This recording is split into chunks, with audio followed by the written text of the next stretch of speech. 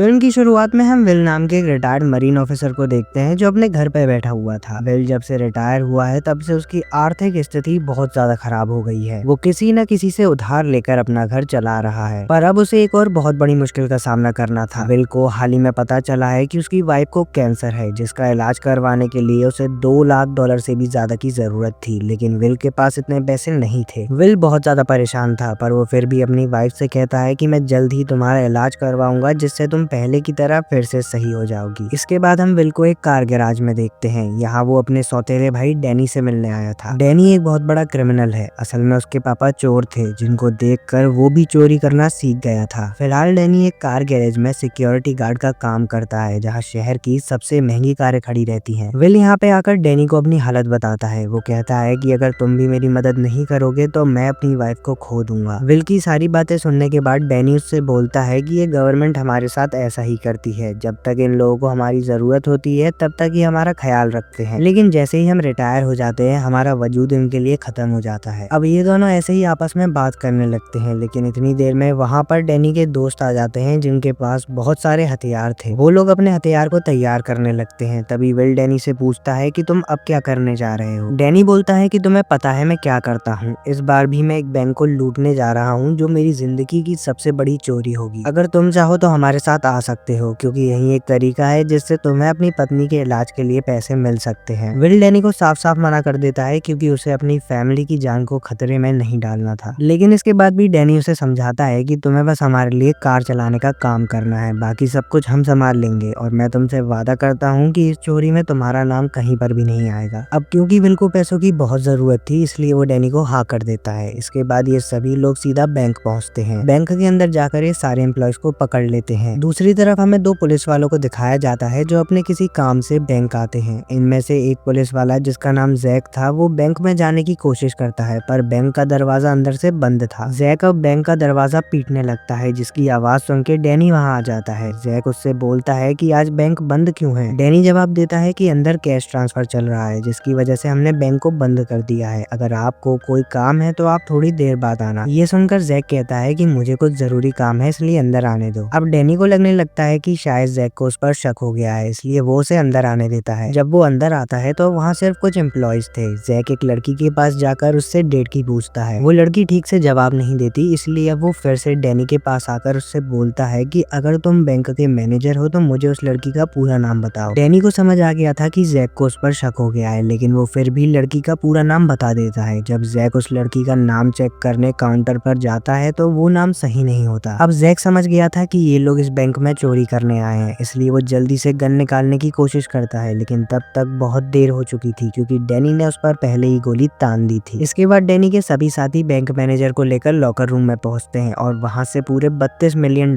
को चुरा लेते हैं। दूसरी तरफ हम एक ट्रक ड्राइवर को देखते हैं जो डैनी का ही साथी था। वो ट्रक लेकर बैंक पहुंचता है ताकि सभी लोग उसमें बैठकर वहां से भाग सके, लेकिन उसका ट्रक बैंक के बाहर ही बंद हो जाता है। वो डैनी को ट्रक के बारे में बता ही रहा था कि इतनी देर में बाहर खड़ा हुआ दूसरा पुलिस वाला उसके पास आ जाता है और उसकी ट्रक स्टार्ट करने में मदद करने लगता है। जैसे ही पुलिस वाला अपनी कार के पास वापस आता है, उसे बैंक में डैनी के साथी दिखाई दे जाते हैं, जिन्हें देखकर वो उन पर गोली चलाने लगता है। लेकिन इतनी देर में डैनी का साथी पुलिस वाले की कार को अपने ट्रक से टक्कर मार देता है, जिससे वो पुलिस वाला जमीन पर ही गिर जाता है। अब थोड़ी देर में हर जगह गोलियां चलने लगती हैं, जिससे और पुलिस वाले वहां पर पहुंच जाते हैं। ये सब देखकर डैनी समझ गया था कि अब उनका वहां से निकलना बहुत ज्यादा मुश्किल है, इसलिए वो अपने सभी साथियों को बैंक के पीछे वाले रास्ते से जाने का ऑर्डर देता है। सभी लोग पीछे वाले रास्ते से भागने लगते हैं। ये अपने साथ जैक को भी लेकर आए थे, ताकि अगर पुलिस वाले इनको बाहर रोकने की कोशिश करें तो ये उसके जरिए वहां से भाग सके। लेकिन जैक यहाँ पर होशियारी दिखाता है। वो जल्दी से डैनी के ऊपर हमला कर देता है। ये सब देखकर विल बहुत ज्यादा घबरा जाता है और वो धोखे से जैक के ऊपर कुछ गोलियां चला देता है, जिससे जैक मरता तो नहीं है, लेकिन वो घायल हो जाता है। विल को बहुत ज्यादा बुरा लगता है, क्योंकि उसने एक पुलिस वाले के ऊपर गोली चला दी थी, लेकिन डैनी उसे समझाता है कि अगर हम यहाँ पर रुके तो पुलिस वाले हमें पकड़ लेंगे, इसलिए हमें यहाँ से जाना होगा। अब हम देखते हैं कि पूरे शहर में इस चोरी की न्यूज फैल चुकी थी, जिसकी वजह से पुलिस के साथ साथ वहाँ पर स्पेशल फोर्सेस की टीम भी आ जाती है। हर जगह बहुत सारी गोलियां चल रही थी, जिसकी वजह से डैनी का ट्रक वाला साथी भी मारा जाता है। जैसे ही डैनी को ये पता चलता है, वो अपने सभी साथियों को बैंक में वापस आने का ऑर्डर देता है, लेकिन तब तक बहुत देर हो चुकी थी। पुलिस वालों ने डैनी के सभी साथियों को मार दिया था और उसके साथ ही साथ बैंक को भी हर जगह से घेर लिया था। डैनी विल के साथ बैंक के गैराज में जाकर छुप जाता है। दूसरी तरफ स्पेशल फोर्सेस की टीम भी अब बैंक के अंदर घुस आई थी और उन्होंने डैनी और विल को भी देख लिया था, जिसकी वजह से वो उन पर बहुत सारी गोलियां चलाने लगते हैं। इसके बाद हम एक पुलिस वाले को देखते हैं जिसे जैक घायल हालत में जमीन पर पड़ा हुआ मिलता है। वो जल्दी से एम्बुलेंस को कॉल करता है। वहीं पास में कैम नाम की एक मेडिकल केयर एक्सपर्ट थी जिसे खबर मिलती है। वो जल्दी से अपने साथी को लेकर बैंक पहुंचती है। वो लोग जैक को एम्बुलेंस में बैठाकर वहां से जा ही रहे थे कि तभी डैनी उनके सामने आ जाता है। वो ड्राइवर को बाहर निकाल कर विल को एम्बुलेंस चलाने का ऑर्डर देता है और खुद पीछे जाकर कैम के साथ बैठ जाता है। डैनी कैम से कहता है कि अगर तुमने कोई भी होशियारी करने की कोशिश की तो मैं तुम्हें यहीं पर मार दूंगा। अब विल यहाँ से एम्बुलेंस को लेकर जाने लगता है। थोड़ी देर बाद हम उन्हें शहर की गलियों में देखते हैं ताकि वो पुलिस से बचे रह सके, लेकिन उन लोगों को ये बात नहीं पता थी कि उस एम्बुलेंस में ट्रैकर लगा है। हमें इस केस के हेड कैप्टन मोनरो को दिखाया जाता है जो एम्बुलेंस की पोजीशन को ट्रैक करके उनके पीछे बहुत सारे पुलिस वाले और हेलीकॉप्टर को भेज देते हैं ताकि उन्हें पकड़ा जा सके। लेकिन विल सारे पुलिस वालों को बहुत ही आसानी से चकमा दे देता है क्योंकि वो गाड़ी चलाने में एक्सपर्ट है। पर उसके गाड़ी तेज चलाने की वजह से एम्बुलेंस के अंदर जैक की हालत बिगड़ रही थी, जिसकी वजह से कैम डैनी को अपने पास बुलाकर उसे CPR देने को कहती है। डैनी कैम की मदद करके वापस से विल के पास आ जाता है। वो देखता है कि पुलिस वाले अब भी उनका पीछा कर रहे हैं, इसलिए वो शहर के सबसे बड़े गैंगस्टर को कॉल मिलाता है जिसका नाम पापी था। डैनी पापी से बोलता है कि मुझे तुम्हारी जरूरत है, अगर तुम मेरी मदद करोगे तो मैं तुम्हें पूरे $16 मिलियन दूंगा। इतने सारे पैसे के बारे में सोचकर पापी उसकी मदद करने के लिए तैयार हो जाता है। वो डैनी से पूछता है कि मुझे क्या करना होगा। डैनी उसे बताता है कि अभी थोड़ी देर पहले मैंने एक बैंक को लूटा है जिसकी वजह से बहुत सारे पुलिस वाले मेरे पीछे लग गए हैं। तुम्हारा काम है इन पुलिस वालों से मुझे बचाना। इतना कहकर डैनी कॉल काट देता है। अब पापी अपने सारे आदमियों को एक जगह इकट्ठा करके डैनी की मदद करने के लिए भेज देता है। इसके बाद हम कैप्टन मोनरो को देखते हैं जो अपनी टीम के साथ बात कर रहे थे, लेकिन तभी वहाँ पर एक और ऑफिसर आ जाता है जिसका नाम क्लार्क था। ऑफिसर क्लार्क कैप्टन मोनरो को बताता है कि डैनी को पकड़ना बहुत ज्यादा मुश्किल है क्योंकि वो ये काम बचपन से कर रहा है। वो कैप्टन को ये भी बताता है कि डैनी उसके साथ पहले FBI में काम कर चुका है। उसे पता है कि पुलिस वाले किस तरीके से सोचते हैं, इसलिए वो पिछले कुछ सालों में 37 से भी ज्यादा बैंकों को लूट चुका है। ये दोनों ऐसे ही बात करते रहते हैं और हमें डैनी को दिखाया जाता है। कैम डैनी को बोलती है कि जैक की हालत अब बहुत ज्यादा खराब हो चुकी है, अगर उसका ऑपरेशन जल्द ही नहीं हुआ तो वो यहीं पे मर जाएगा। कैम को ऑपरेशन करना नहीं आता था, इसलिए वो अपने सीनियर्स को कॉल करती है। डैनी उन सबको धमकी देता है कि अगर तुमने कैम को ठीक से गाइड नहीं किया तो मैं उसे मार दूंगा। ये सुनकर वो सभी लोग कैम को गाइड करने लगते हैं और जैक का ऑपरेशन स्टार्ट हो जाता है। विल भी कैम की मदद करता है क्योंकि उसे इन सब चीजों की नॉलेज है। वो लोग बहुत सावधानी से जैक का ऑपरेशन करने लगते हैं, लेकिन ऑपरेशन के बीच में ही जैक उठ जाता है। ये देखकर विल उसे एक बहुत तेज मुक्का मारता है जिससे वो वापस से बेहोश हो जाता है और वो लोग अपना ऑपरेशन चालू रखते हैं। पर थोड़ी देर बाद कैम के लैपटॉप की बैटरी डाउन हो जाती है। सबको लगता है कि जैक मर गया, इसलिए वो पुलिस वालों को ये बात बता देते हैं। ये जानकर कैप्टन मोनरो को बहुत ज्यादा गुस्सा आ जाता है और वो अपनी स्नाइपर टीम को रोड पर तैनात कर देते हैं ताकि वो उन लोगों को मार सकें। इसके बाद ऑफिसर क्लार्क जैक के फोन पर कॉल लगाकर कैम से बात करते हैं। वो कैम को बताते हैं कि तुम नीचे झुक जाना क्योंकि अब हमारे स्नाइपर उन दोनों को मारने वाले हैं। लेकिन तभी वो उसे बताती है कि हमने जैक को बचा लिया है। ये सुनकर ऑफिसर क्लार्क जल्दी से कैप्टन मोनरो की टीम को कांटेक्ट करता है ताकि वो फायरिंग को रुकवा सके। पर अब बहुत देर हो चुकी थी। वो लोग उन पर गोली चलाने लगते हैं, लेकिन जैसे ही कैप्टन को ये पता चलता है कि जैक जिंदा है तो वो अपनी टीम से फायरिंग करने को मना कर देता है। दूसरी तरफ हम डैनी को देखते हैं। उसे समझ आ गया था कि कैम पुलिस वालों से मिली हुई है। वो उसे डराने के लिए उस पर गोली चला देता है और अब ये देखकर विल डैनी पर चिल्लाने लगता है और उन दोनों में लड़ाई शुरू हो जाती है। जब ये दोनों आपस में लड़ रहे होते हैं तब कैम ऑफिसर क्लार्क को विल के बारे में बता देती है। ऑफिसर क्लार्क विल की सारी इन्फॉर्मेशन को निकाल लेता है। उसे पता चलता है कि विल मरीन रिटायर है। वो कैम से कहता है कि हम विल के जरिए ही डैनी को पकड़ सकते हैं। थोड़ी देर बाद ऑफिसर क्लार्क विल को कॉल करके समझाता है कि तुम डैनी का साथ मत दो, अगर तुमने उसका साथ दिया तो तुम्हें लंबी जेल की सजा हो सकती है। पर विल उसकी बात नहीं सुनता और फोन काट देता है। इसके बाद हम कैम को देखते हैं जो विल से बात करने की कोशिश कर रही थी, लेकिन तभी उसके फोन पर उसकी वाइफ का कॉल आता है। जब वो अपनी वाइफ से बात कर रहा था तभी उसका बेटा भी सामने आ जाता है। थोड़ी देर बात करके विल कॉल काट देता है। वो कैम को अपनी परेशानी के बारे में बताता है कि उसे अपनी वाइफ के इलाज के लिए पैसे चाहिए थे, इसलिए उसने चोरी की। ये दोनों आपस में बात कर ही रहे थे कि तभी डैनी को पता चलता है कि पापी के सारे लोग शहर में हर जगह फैल गए हैं। वो विल से रास्ता बदलने को कहता है। अब ये देखकर पुलिस भी कंफ्यूज हो जाती है, लेकिन वो फिर भी उनका पीछा करते रहते हैं। थोड़ी देर बाद विल एम्बुलेंस को लेकर पापी के लोगों के पास पहुंच जाता है। यहाँ आके विल को पता चलता है कि अब ये लोग एक जैसी दिखने वाली वाली 3 एम्बुलेंस को शहर में चलाएंगी, जिससे पुलिस कंफ्यूज हो जाएगी और वो लोग बचकर निकल जाएंगे। डैनी प्लान के हिसाब से सब कुछ शुरू कर देता है। तीनों एम्बुलेंस अलग अलग डायरेक्शन में चली जाती हैं। पुलिस भी उनका पीछा कर रही थी, लेकिन वो लोग सभी को चकमा दे देते हैं। थोड़ी देर बाद हम पापी के बेटे को देखते हैं, जो इनमें से एक एम्बुलेंस को चला रहा था। जैसे ही उसकी एम्बुलेंस पुलिस के पास पहुंचती है, वो उसमें से कूद जाता है और एक बहुत बड़ा धमाका होता है, जिससे काफी सारे पुलिस वाले घायल हो जाते हैं। पर एक पुलिस वाला पापी के बेटे का पीछा करने लगता है। थोड़ी दूर जाकर वो उसे पकड़ लेता है। वो दोनों आपस में लड़ने लगते हैं, लेकिन तभी अचानक से पुलिस वाले के हाथ से गोली चल जाती है और पापी का बेटा वहीं पर मर जाता है। जब पापी को अपने बेटे की मौत के बारे में पता चला तो वो बहुत ज्यादा गुस्से में आ गया। वहीं दूसरी तरफ हम डैनी को देखते हैं, जो पुलिस से बचकर पापी के अड्डे पर आ जाता है। यहाँ आकर डैनी को उसके बेटे के बारे में पता चलता है, लेकिन वो अब कुछ नहीं कर सकता था। वो पापी को उसके हिस्से के $16 मिलियन